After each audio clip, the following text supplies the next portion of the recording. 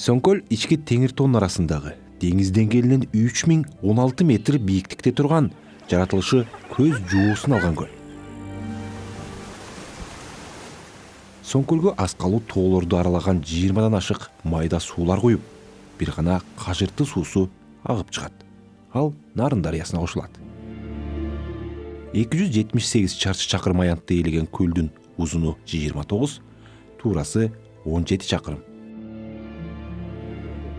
Көлдүн тереңдиги чыгыш тарабында 10-15 метр болсо, батышында эң терең жери 22 метрге чейин жетет.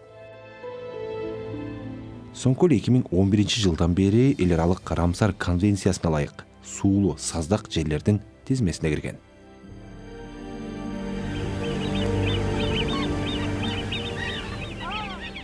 Көлдө канаттуулардын 131 түрү бар. Анын 17си Кыргызстандын, 18 жаратылышты коргоонун эл аралык союзунун кызыл китебине кирген. Сөңкөлдүн жалпы аянтынын 5тен 1 бөлүгүн Картал жапырык мамлекеттик коргоо кайтарат. Көлдү байлаган канаттуулар негизинен ушул коруктун аймагына топтолот. Эгерлер көлдүн саздак жерлерин кайтарышат. Анткени ал жерлерде куштар уялап балапан чыгарат. Көлгө байкоо салган экологдор аймакты байлаган канаттуулар соңку жылдары жер которуп, Сөңкөлдү айланып учпай калганын айтышат. Анткени көлдүн айланасындагы жайлоолордо мал көбөйүп, канаттуулардын бейкам тыш жашоосун бузуп жатат. Эрежеге ылайык корукчулар көл жээгине мал киргизбеши керек эле. Бирок жайлоодо ээн эркин оттогон 4 түлүк ага болчу беле.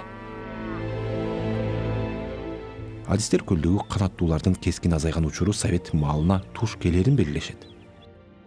1959 жылга чейин көлдө балык болгон эмес. Ошол жылы момун жана майканат деген 2 түрлүү балыкты көлгө кое беришкен. Андан кийин көл жээгиндеги майда барат курт кумурска жеген канаттуулар жер которуп, алардын уурдун балык менен азыктанган куштар ээлеген. Союз маалында көлдө өстүрүлгөн балыктар Борбор Азиянын 4 мамлекетине ташылып турган. Кийин Союз тарап жумушсуздук күчөгөндө эл жапырт тоор жайып, балык уулоого өткөнү белгилүү. Ошентип браконьерлер көлдө балык калбай калгыча уулап, канаттуулардын тамагын талашты. Бул барып Сөңкөлдүн экосистемасына кесепетин тийгизди.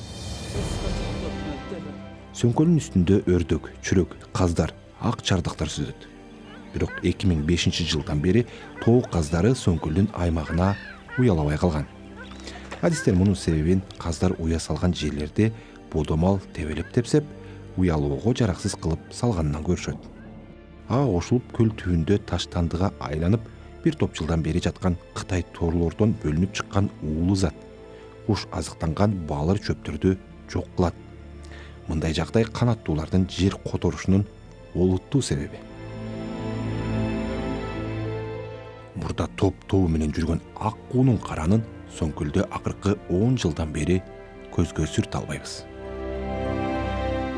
Адистер Кыргызстандагы эң ири көлдөрдүн бири болгон Сөңкөлдүн экологиялык абалына тынчсызданууда.